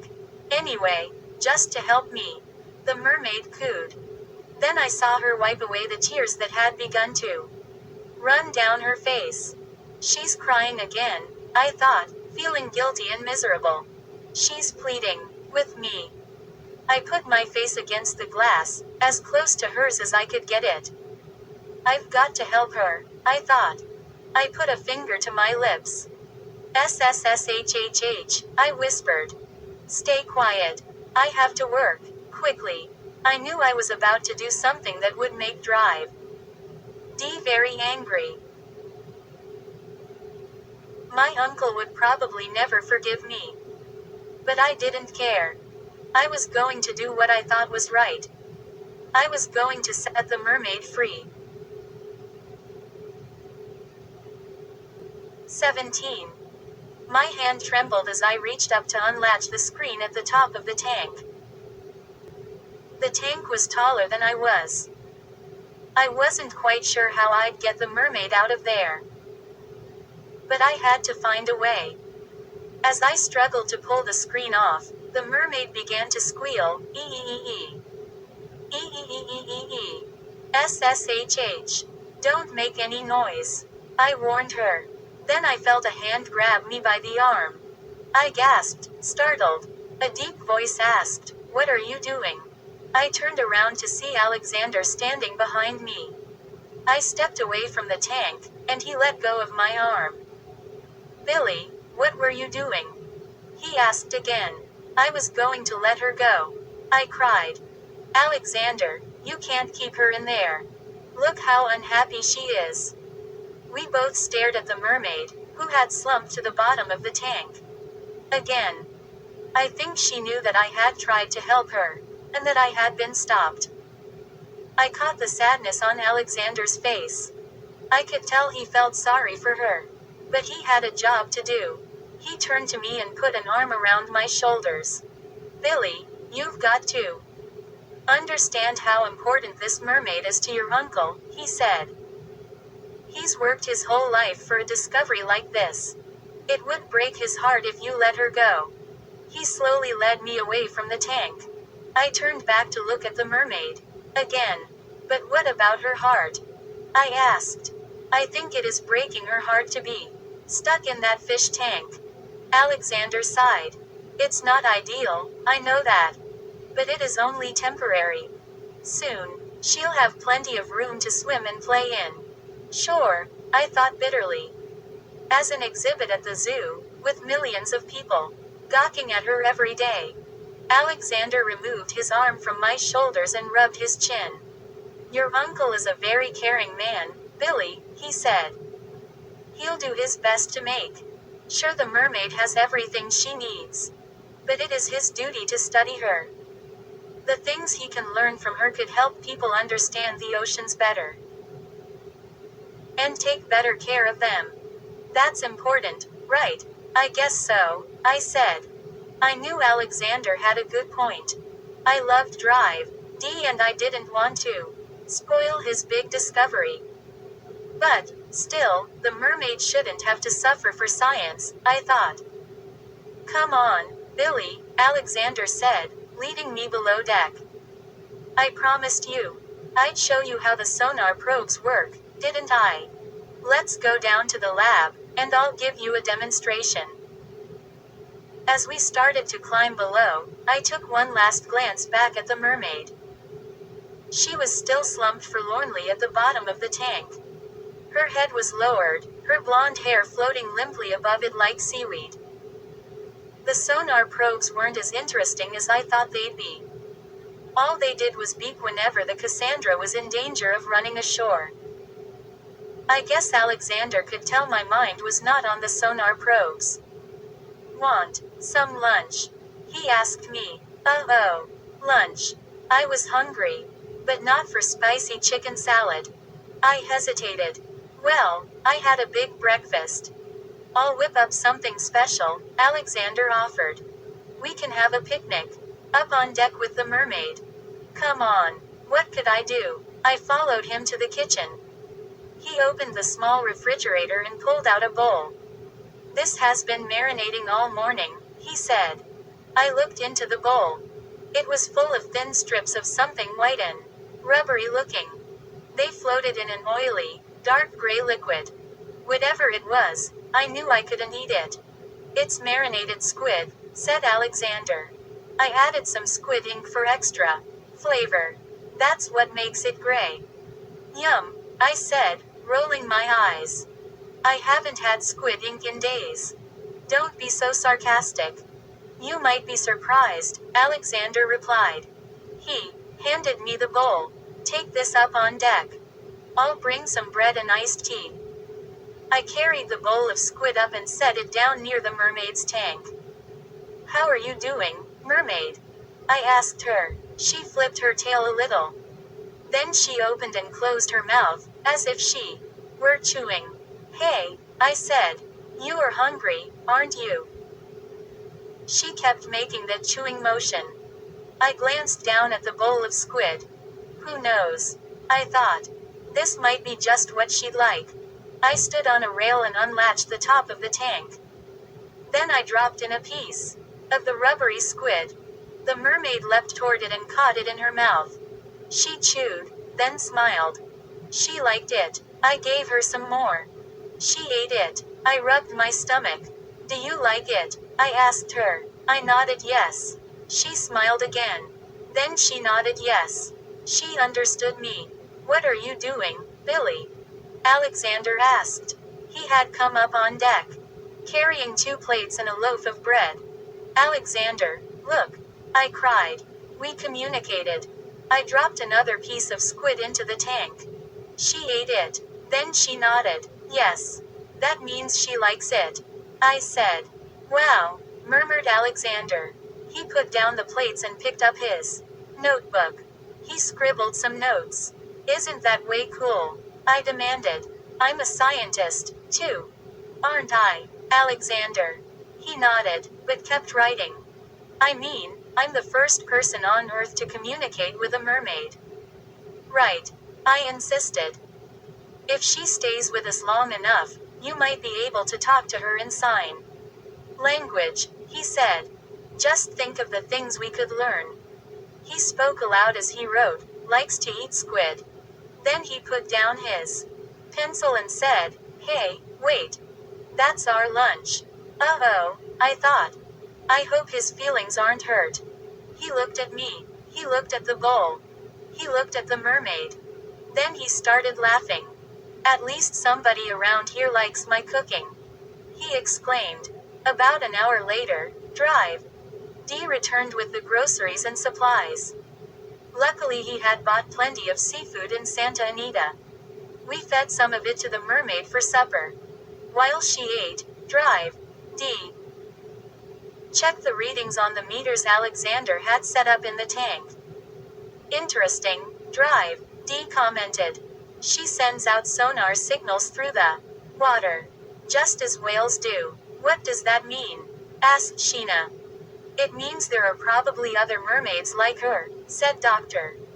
D. She must be trying to contact them with underwater sounds. Poor mermaid, I thought. She's calling to her friends. She wants to be rescued. I went to my cabin after supper and stared out of the little porthole. An orange sun sank slowly into the purple horizon. A wide carpet of gold light shimmered in the rolling ocean waters. A cool breeze blew in through the porthole. I watched the sun drop into the ocean. The sky immediately darkened, as if someone had turned off a lamp. The mermaid is up there all alone, I thought. She must be so frightened. A prisoner, trapped in a fish tank in the dark. The door to my cabin suddenly burst open. Sheena bounded in, panting, her eyes wide. Sheena, I scolded angrily. How many times do I have to tell you to knock first? She ignored me. But, Billy, she gasped. She's escaped. The mermaid escaped. 18. I leapt off my bed, my heart pounding. She's not there. Sheena cried. She's not in her tank. I darted out of the cabin, up the hatch, and out on deck. Part of me hoped she really had escaped to freedom. But part of me wished she could stay forever. And make my uncle the most famous scientist in the world and me the most famous nephew of a scientist. Please let her be okay, I thought. Up on deck, my eyes adjusted to the evening darkness. Tiny lights glowed, all around the edge of the boat. I squinted across the deck at the giant fish tank. I ran so fast, I nearly toppled overboard. Sheena was right behind me. Hey! I cried out when I saw the mermaid floating listlessly in the water, her green tail shimmering faintly in the fading light. It took me a few seconds to realize that Sheena was laughing. Gotcha! She shouted gleefully. Gotcha again, Billy. I groaned long and loud. Another one of Sheena's stupid tricks. Good one, Sheena, I said bitterly. Very clever. You're just mad because I fooled you again. You're so easy to trick. The mermaid raised her eyes to me, and a faint smile formed on her pale lips. Luaru, Luaru, she cooed at me. She really is pretty, Sheena said. The mermaid is hoping I'll let her go now, I thought. Maybe I should. Sheena could help me, I decided. It would be easier with two of us. But would my sister cooperate? Sheena, I began. I heard footsteps behind us. Hey, kids. It was Dr. D. It's almost bedtime, he called. Ready to go below. We never go to bed this early at home, Sheena whined. Maybe not.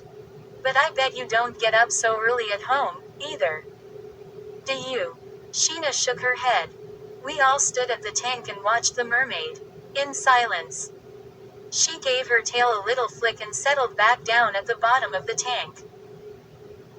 Don't worry about her, Drive, Dee said. I'll check on her during the night too. Make sure she's all right. The mermaid pressed her tiny hands against the glass wall of the tank.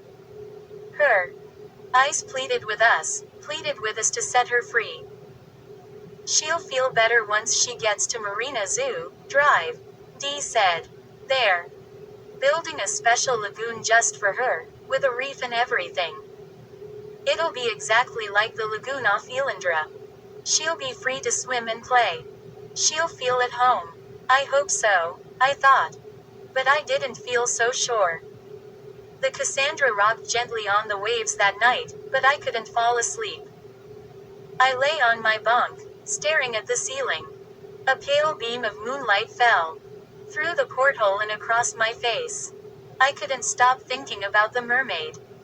I tried to imagine what it would feel like to be trapped in a glass tank for a whole day. It probably wouldn't be that different from being trapped in this tiny cabin, I thought, glancing around. My cabin was about as big as a closet. It would be terrible, I thought, fiddling with the collar of my pajama top. I pushed open the porthole to let in more air. The fish tank might not even be the worst of it, I figured. I know Drive, D, cares about the mermaid. I know he'd never hurt her. But what will happen to her when the zoo people take her away? Who will look out for her? Sure, they're building a fancy fake lagoon. But it won't be the same as the real lagoon. And there will be people around, staring at her all the time. They'll probably expect her to perform tricks or something. Maybe jump through hoops like a trained seal. They'll probably put her in TV commercials, too. And TV shows and movies. She'll be a prisoner. A lonely prisoner for the rest of her life. This is all my fault. How could I let this happen? I have to do something, I decided. I can't let them take her. Just then I thought I heard something. A low hum. I lay very still and listened. At first I thought it was the mermaid. But I quickly realized it was a motor. I heard it chugging softly, from a distance. But slowly the sound moved. Closer. A boat. I sat up and peered out of the porthole. A large boat pulled quietly up beside the Cassandra. Who was it? The zoo people. In the middle of the night. No, it wasn't the same boat. This boat was much bigger. As I peered out the small porthole, I saw two dark figures quietly slip on board the Cassandra. Then two more. My heart began to race. Who are these people? I wondered. What are they doing? What should I do? Should I sneak up and spy on them? What if they see me? Then I heard more strange noises. A thud. A muffled cry of pain. It came from the deck. The deck. Where the mermaid was trapped helplessly in her tank. Oh, no, I thought, feeling a chill of panic. They're hurting the mermaid. 19. I charged up to the deck. She ran right behind me. Stumbling over a tow rope, I grabbed the rail to steady myself. Then I darted blindly to the fish tank. The mermaid huddled at the bottom of the tank, her arms wrapped protectively around herself. I saw four men standing tensely near the tank. All four were dressed in black. They had black masks pulled over their faces. One of the men held a small club in his hand. And a body lay sprawled on the deck, face down. Dr. D. Sheena screamed and ran to our uncle. She knelt beside him. They hit him on the head. She cried. They knocked him out. I gasped. Who are you? I demanded. What are you doing on our boat? The four men ignored me. Two of them unfolded a heavy rope net and spread it over the fish tank. Then they let it fall into the tank, draping it over the mermaid. Stop it, I yelled. What are you doing? Be quiet, kid, the man with the club muttered. He raised the club, menacingly. I watched helplessly as they tightened the net around the mermaid. They were kidnapping her. She squealed in terror and started to thrash her arms, struggling to free herself from the heavy net. Stop it. Leave her alone. I cried. One of the men gave a low laugh. The other three still ignored me. Sheena was bent over Drive, D frantically trying to wake him up. I ran to the hatch and shouted down into the cabin, Alexander. Alexander. Help. Alexander was big and strong. Maybe strong enough to stop these men. I ran back to the tank. The mermaid was trapped in the net. All four men worked to lift her out of the tank. She squirmed and fought with all her strength. Ee. She screamed. The high-pitched squeal hurt my ears. Can't you get her to shut up? One of the men cried angrily. Just load her on board, the one with the club replied sharply. Stop, I yelled. You can't do that. Then I totally lost it. Without thinking, I dove toward the four of them. I don't know what I planned to do. I just knew I had to stop them. One of them pushed me away easily with one hand. Stay away, or you'll get hurt, he muttered. Let her go. Let the mermaid go, I cried frantically. Forget about the mermaid, said the man. You'll never see her again. I grabbed the rail. My heart was pounding in my chest. I gasped for breath. I couldn't stand the mermaid's terrified screams. I couldn't let them take her. Not without a fight. She had saved my life once. Now it was my turn to save hers. But what could I do? They had lifted the mermaid out of the tank. 3 men held her in the net. She squirmed and thrashed like crazy, splashing water all over the deck. I'll tackle them, I thought. I'll knock them over. Then I'll push the mermaid into the ocean and she can swim away to safety. Lowering my head like a football player, I took a deep breath and ran right at them. 20. Billy. Stop. Sheena screamed. I crashed into one of the men holding the net, butting him hard in the stomach with my head. To my dismay, the man hardly moved. He grabbed me with his free hand, lifted me up off the deck, and heaved me into the fish tank. I splashed into the warm water and came up, choking and sputtering. Through the glass, I watched the men toss the mermaid aboard their boat. They were getting away. I tried to scramble out of the tank, but it was too tall. I kept slipping down the wet glass, unable to reach the top. I knew there was only one person who could stop the masked men now. Alexander. Where was he? Hadn't he heard all the noise? Alexander. I shouted as loud as I could. But my voice was muffled by the glass walls of the tank. Then, finally, he appeared on the deck. I saw his big blonde head and muscular body moving toward me. At last. Alexander. I cried, scrambling to stay afloat in the tank. Stop them. I could hear the motor of the other boat begin to rumble. One by one, the masked men lowered themselves off our boat. 3 of them had left the Cassandra. Only one remained on deck. Through the glass I watched Alexander run up to him and grab his shoulder. Yes, I thought. Get him, Alexander. Get him. I'd never seen Alexander hit anyone before. But I knew he could do it if he had to. But Alexander didn't hit the masked man. Instead, he asked, "Is the mermaid safely on board?" The masked man nodded. "Good," Alexander replied. "And have you got the money for me?" "Got it." "All right," Alexander murmured. "Let's get out of here." 21. I nearly choked on a mouthful of water. I just couldn't believe that Alexander was working with the masked men. He had seemed like such a good guy. But I knew now that he had arranged the whole thing. He had to be the one who had told them the mermaid was on board our boat. "Alexander," I cried, "how could you?"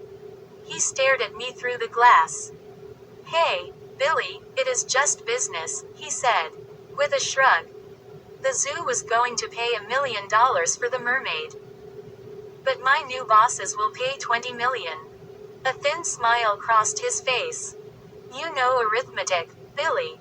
Which would you choose?" "You rat," I shouted. I wanted to punch him. I struggled to get out of the tank. All I managed to do was splash a lot and get water up my nose. Alexander followed the masked man to his boat. I pounded helplessly on the glass tank. Then I saw Sheena stand up. Lowering my gaze to the deck, I saw that Dr. D was moving. Alexander didn't seem to notice. He stepped over Drive D's body. He didn't even care that Dr. D could have been hurt badly. I watched my uncle reach up and grab Alexander by the ankle. Whoa. Alexander tripped and fell hard onto his elbows and his knees. Sheena screamed and backed up to the rail. Maybe there's still hope, I thought, my heart beating faster. Maybe they won't get away after all. Alexander sat up, dazed, rubbing one elbow. "Get them," he shouted down to the masked men. 2 of the men climbed back aboard the Cassandra and grabbed Drive D. Sheena ran at them, flailing at them with her puny little fists. Of course that didn't do any good. The 3rd masked man grabbed her arms and pinned them behind her back. "Kick him, Sheena," I yelled through the glass. She tried to kick the man who held her, but he just tightened his grip. She couldn't move. "Let them go," I screamed desperately. What should we do with them? Asked one of the men. Whatever you do it quickly, said Alexander. We've got to get out of here. The man who held Sheena glanced in at me. I was frantically treading water, trying to stay above the surface. They might call the island police or the Coast Guard, he said, frowning. We'd better kill them. Throw them all in the tank, suggested one of his partners. 22. Alexander. Doctor. D shouted. I know you're not a cruel man. Don't let them do this. Alexander avoided my uncle's hard stare. Sorry, drive, D he muttered. I can't stop them. If I try to, they'll kill me, too. Without another word, he lowered himself onto the other boat. What a creep, I thought angrily. Two of the masked men lifted Drive D up high and dropped him into the tank. He landed beside me with a splash. Are you okay? I asked him. He rubbed the back of his head and nodded. Sheena was next. They tossed her in easily.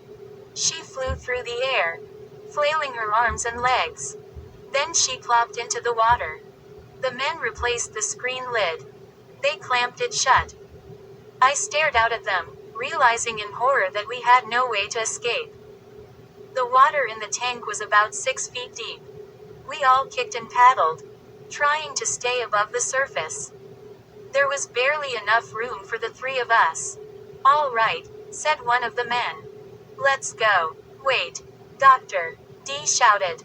You can't just leave us here. The three men exchanged glances. You're right. We can't, said one. They stepped toward us. So they aren't heartless monsters after all, I thought. They weren't going to leave us. But what were they going to do? The first man signaled the other two. They raised their hands to one side of the tank. 1, 2, 3. The first man called out. On 3, they pushed the tank over the side of the deck. We were thrown together. Then our bodies slammed against the side of the tank as it dropped into the ocean. Ocean water seeped into the tank. The tank. It is sinking, cried Drive D. We watched the kidnappers' boat as it roared away. Our tank rocked in its wake. Then it started to sink. We're going under. Sheena screamed. We're going to drown. 23. All three of us desperately pushed against the screen. I beat my fists against it. Doctor D tried to get his shoulder against it. But the tank tilted in the water, and we were all tossed back. The screen was made of heavy steel mesh, and clamped onto the top of the tank. We couldn't reach the clamps from inside, so we had to try to break through it. We pushed with all our strength. It wouldn't budge. The tank slowly sank deeper below the surface of the dark, rolling water. The moon disappeared behind a blanket of clouds, leaving us in total darkness. We had only a minute or two before the tank dropped completely below the surface. Sheena started to cry. I'm so afraid. She shrieked. I'm so afraid. Doctor D pounded his fists against the glass tank wall, trying to break through. I ran my hands all along the top of the tank, looking for a weak spot in the screen. Then I hit something. A tiny latch. Look. I cried, pointing to the latch. I fumbled with it, trying to open it. It's stuck. Let me try. Doctor D tore at the latch with his fingers. It's jammed shut, he said. Sheena took a red beret from her hair. Maybe we can loosen it with this, she said. Doctor D took the beret and scraped hard around the latch. It's working, he said. Maybe there's hope, I thought. Maybe we'll get out of here. Doctor D stopped scraping and tugged at the latch. It moved. It opened. We're free, cried Sheena. We all pushed at the screen. We pushed again. Come on, kids, push harder, urged Drive D. We pushed again. The screen didn't move. The latch hadn't opened it after all. 2 other latches held the screen in place. 2 latches we couldn't reach. We all grew silent. The only sounds now were Sheena's soft, frightened sobs and the steady wash of the waves. The water had risen nearly to the top of the tank. Soon it would come, rushing in on us. Suddenly, the ocean darkened. The waters grew choppy, and the tank rocked a little faster. "What's that noise?" Sheena asked. I listened. Through the churning of the water, I heard a strange sound.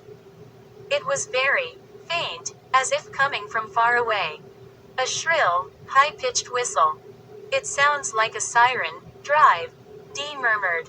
"Lots of sirens." The eerie wails rose and fell over the water. Louder. Closer. The sound, as shrill as the screech of metal, surrounded us. Suddenly, dark, shadowy forms swirled around the tank. We pressed our faces to the glass. That sound. I've never heard anything like it. "What can it be?" asked Drive. "Dee. It is coming from all around," I stammered. The dark water tossed, churned by the shadowy forms. I peered through the foam, straining to see. Suddenly, out of the murky water, a face appeared. It pressed itself against the glass, right in front of my face. I gasped and pulled back. Then I saw more faces. We were surrounded by small, girlish faces.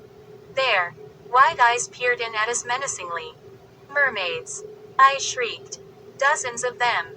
"Doctor," Dee murmured in hushed amazement. They churned the water with their long tails. Their hair, dark tangles in the black water, floated around their faces. The tank rocked harder and harder. "What do they want?" cried Sheena, her voice shrill and trembling. "They look angry, Drive," Dee whispered. I stared out at the mermaids, swirling around us like ghosts. They reached out their hands and began clutching at the tank. They smacked their tails on the water. The dark waters tossed and churned. Suddenly I knew. I knew what they wanted. "Revenge," I murmured. "They've come for revenge. We took their friend, and now they're going to pay us back." 24. Shadowy hands pressed against the glass. "They're pulling us under." "Doctor," Dee cried. I gasped in terror, staring out at the hands, black outlines against the glass. Then, suddenly, the tank began to rise. Up out of the water, higher and higher. "Huh. What's happening?" asked Sheena. They're pushing us back up." I cried happily. "The mermaids aren't taking revenge. They're saving us." "Doctor," Dee exclaimed. The tank brushed up against the Cassandra. I could see the mermaids, tiny hands working above us. The clamps popped open. The screen was pulled off. With a happy groan, Drive, Dee boosted Sheena up. She scrambled on board the boat. Then I climbed aboard, and we both helped pull Drive, Dee out of the tank. We were drenched, shivering from the cold. But we were safe. The mermaids swarmed around the boat, their pale eyes peering up at us. "Thank you, Drive," Dee called down to them. "Thank you for saving our lives." I realized this was the second time a mermaid had saved my life. I owed them more than ever now. "We've got to get the kidnapped mermaid back," I said. "Who knows what Alexander and those creeps will do to her." "Yeah," cried Sheena. "Look what they tried to do to us." "I wish we could rescue her, Drive," Dee murmured, shaking his head. "But I don't see how we can. How will we find the kidnappers, boat in the dark? They're long gone by now." But I knew there had to be a way.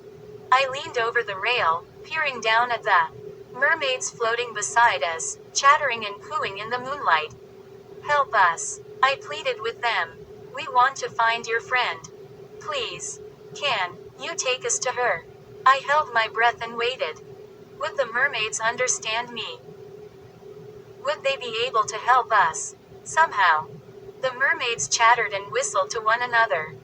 Then one of them, a dark-haired mermaid with an extra long tail, moved to the head of the group. She began whistling and clicking to the other mermaids. She seemed to be giving orders.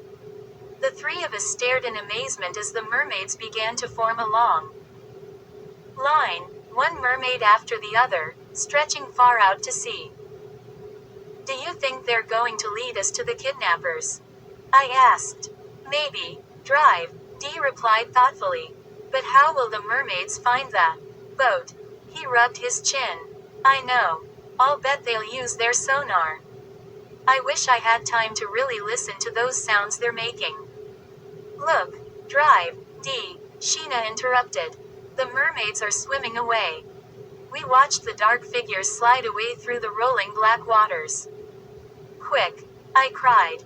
"We've got to follow them." "Too dangerous, drive," Dee replied, sighing. "We can't fight Alexander and four big masked men by ourselves." He paced back and forth on the narrow deck. "We should call the island police," he said finally. "But what would we say? That we're chasing after a kidnapped mermaid. No one would believe us." "Doctor Dee, we have to follow them. Please," I pleaded. "The mermaids are swimming out of sight." He stared at me for a long moment. "Okay. Let's get going," he said finally. I hurried to the stern to untie the dinghy. Dr. Dee dropped it into the water and jumped in. Sheena and I followed. Dr. Dee started the motor, and we raced after the shimmering line of mermaids. The mermaids glided so quickly through the rolling waters, it was hard for the small boat to keep up with them. About 15 or 20 minutes later, we found ourselves in a small, deserted cove. The moon drifted out of the clouds. It cast pale light on a dark boat anchored near the shore. Dr. Dee cut the motor so the kidnappers wouldn't hear us approaching. "They must be asleep," he whispered. "How can Alexander sleep after what he did to us?" said Sheena. "He left us to drown. Money can make people do terrible things, drive," Dee replied sadly. "But it is good they think we're dead. They won't be expecting us." "But where's the mermaid?" I whispered, staring at the dark boat, bobbing gently under the misty moonlight. We drifted silently toward the darkened boat. "Well, we've found the kidnappers," I thought, holding on to the side of the dinghy as we drew near. "There's just one problem. What do we do next?" 25. The air became very still. The kidnappers' boat sat gently on the calm, glassy waters of the cove. "What happened to all the mermaids?" Sheena whispered. I shrugged. There was no sign of them. I imagined them swimming way down below the surface, hiding. Suddenly, at the side of the kidnappers' boat, I saw ripples in the water. Slowly, silently, our dinghy glided toward the boat. I stared at the ripples, trying to see what was making them. Then I saw a flash of blonde hair in the moonlight. "The mermaid," I whispered. "There she is." She was floating in the water, tied to the back of the kidnappers' boat. "They must not have a tank to keep her in, Doctor," Dee whispered excitedly. "Lucky for us." Suddenly, we saw other figures rippling the water. Mermaids arched up, circling the captured mermaid. I saw tail fins raised like giant fans. I saw hands reach around the mermaid, hands tugging at the rope that held her. The waters tossed quietly as the figures worked. "The mermaids are setting her free," I whispered. "What are we going to do?" Sheena asked. "We'll just make sure she gets away safely, drive," Dee replied. "Then we'll slip away. The kidnappers will never know we were here." We watched the mermaids struggle with the rope as our dinghy washed up against the kidnappers' boat. "Come on, mermaids," Sheena urged under her breath. "Hurry. Maybe they need some help," I said. Dr. Dee began to steer toward the mermaids. I gasped as a light flared on the kidnappers' boat. A match set flame to a torch. An angry voice boomed, "What do you think you're doing?" 26. I ducked away as the flaming torch was thrust in my face. Behind the torch, I could see the kidnapper glaring down at me. He had quickly pulled on his black mask. It covered only the top of his face. I heard a clambering sound, cries of surprise. Alexander and the other 3 kidnappers appeared on the deck. "How did you get here?" demanded the man with the torch. "Why aren't you dead?" "We've come for the mermaid, Drive," Dee called up to him. "You can't keep her here." The torch swung past my head. I stood up in the dinghy and took a swipe at it, trying to knock it into the water. "Billy, no," cried Drive. "Dee." The kidnapper pulled the torch away. I fell forward in the dinghy, toppling over on Sheena. "Give us back the mermaid, Doctor," Dee demanded. "Finders, keepers," the kidnapper muttered. "You've made a long trip for nothing. And now look. Your boat is on fire." He lowered the torch to the dinghy and set it aflame. 27. The flames flared up, bright orange and yellow against the blue-black sky. They spread quickly across the front of the dinghy. Sheena uttered a terrified scream and tried to back away from the flames. In a panic, she started to leap into the water. But Drive, Dee pulled her back. "Don't leave the boat. You'll drown." The fire crackled. The bright flames shot higher. "Doctor." Dee grabbed a yellow life jacket from the bottom of the dinghy and started frantically beating out the fire. "Billy, get a life jacket," he yelled. "Sheena, find the bucket. Throw water on the flames. Hurry." I found a life jacket and beat at the flames. Sheena dumped seawater on them as fast as she could. Over the crackling flames, I heard Alexander shout, "Get the mermaid aboard. Let's get out of here." "Doctor, Dee," I cried. "They're getting away."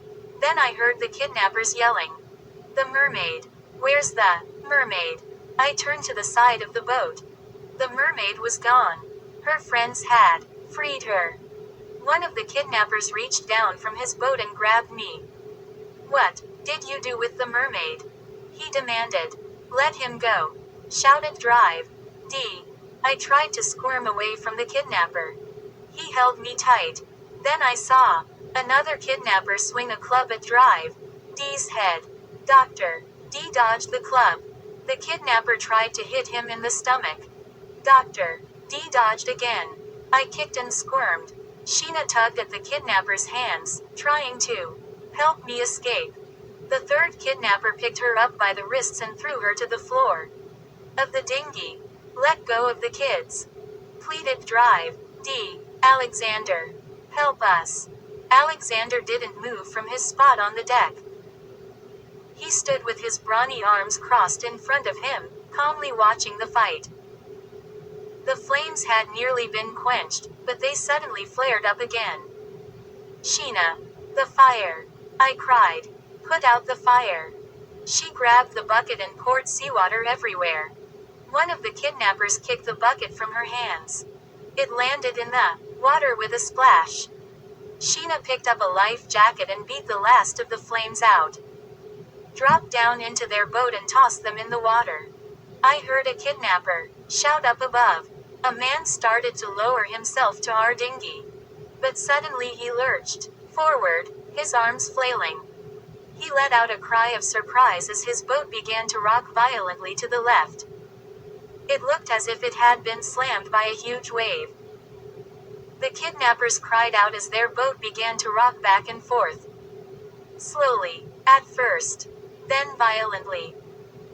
Gripping the sides of the dinghy, I watched them clinging to the rail, screaming in confusion and surprise. "Doctor."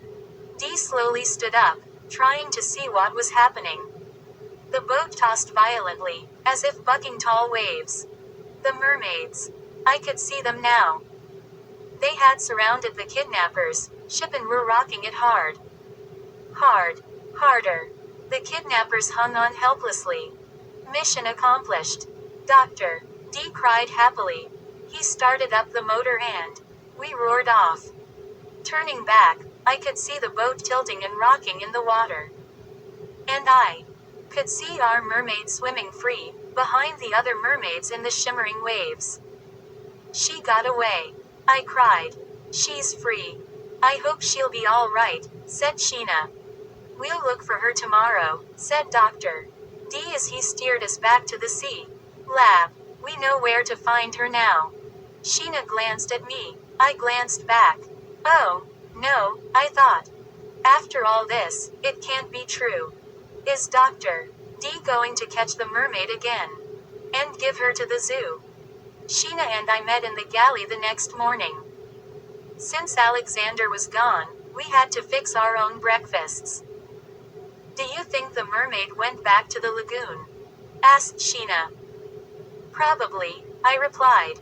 That's where she lives. She spooned some cereal into her mouth and chewed with a thoughtful look on her face. Sheena, I said, if someone gave you $1 million, would you show them where the mermaid lives? No, Sheena replied. Not if they wanted to capture her. Me, neither, I said. That's what I don't get. Dr. D is a great guy. I just can't believe he'd. I stopped. I heard a noise. The sound of a motor. Sheena listened. She heard it, too. We dropped our spoons and ran up on deck. Dr. D was standing on the deck, staring out to sea. A boat was approaching. A white boat with Marina Zoo stenciled on the side in large letters. The zoo people. I said to Sheena. They're here. What would our uncle do? I wondered with growing dread. Would he tell them where the mermaid was? Would he accept the $1 million? Sheena and I ducked behind the cockpit. We watched the Marina Zoo boat tie up beside the Cassandra. I recognized Mr. Showalter and Ms. Wickman. Mr. Showalter tossed a rope to Dr. D. Ms. Wickman jumped aboard. The zoo people smiled and shook Drive D's hand. He nodded at them, solemnly. We had word from the fisherman on Santa Anita that you found the mermaid, Mr. Showalter said. We're ready to take her with us now. Ms. Wickman opened her briefcase and pulled out a slender envelope. Here is a check for $1 million, Drive D, she said, smiling. We've made it out to you in the Cassandra Research Lab. She held out the check to my uncle. I peered out from behind the cockpit. Please don't take it, Drive D, I pleaded, silently. Please don't take the check. Thank you very much, my uncle said. He reached out a hand and took the check from her. 28. $1 million means a great deal to me and my work, Drive D said. Your zoo has been very generous. That's why I'm sorry I have to do this. He raised the envelope and tore it in half. The two zoo people gasped in surprise. I can't take the money, Drive D said. Just what are you saying, Drive D? Mr. Showalter demanded. You sent me on a wild goose chase, my uncle replied. I have searched these waters thoroughly ever since you left. With my equipment, I searched every inch of the lagoon and all the surrounding waters. I am now more convinced than ever before that mermaids do not exist. Yay! I screamed to myself. I wanted to jump up and down and cheer my head off, but I stayed hidden with Sheena behind the cockpit. But what about the fishermen's stories? Ms. Wickman protested. The local fishermen have told mermaid stories for years, Drive D told her. I think they believe they've really seen mermaids rising through the mist on foggy days. But what they have seen are only fish, or dolphins, or manatees, or even swimmers. Because mermaids don't exist. They're fantasy creatures. Mr. Showalter and Ms. Wickman both sighed in disappointment. Are you sure about this? Mr. Showalter asked. Completely sure, my uncle replied firmly. My equipment is very sensitive. It can pick up the tiniest minnow. We respect your opinion, Drive D, Mr. Showalter said with some sadness. You're the leading expert on exotic sea creatures. That's why we came to you in the first place. Thank you, said Dr. D. Then I hope you'll take my advice and drop your hunt for a mermaid. I guess we'll have to, said Ms. Wickman. Thank you for trying. Drive deep. They all shook hands. Then the zoo people got back on their boat and motored away. The coast was clear. Sheena and I came bursting out of our hiding place. Dr. D, cried Sheena, throwing her arms around him. You're the greatest. A wide grin spread over Drive D's face. Thanks, guys, he said. From now on, none of us will say anything to anyone about mermaids. Is it a deal?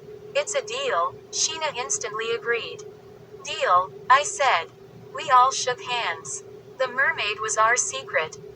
I swore I'd never mention the mermaid to anyone. But I wanted to see her one last time. I wanted to say goodbye. After lunch, Sheena and Dr. D went to their cabins to nap. We had been up for most of the night, after all.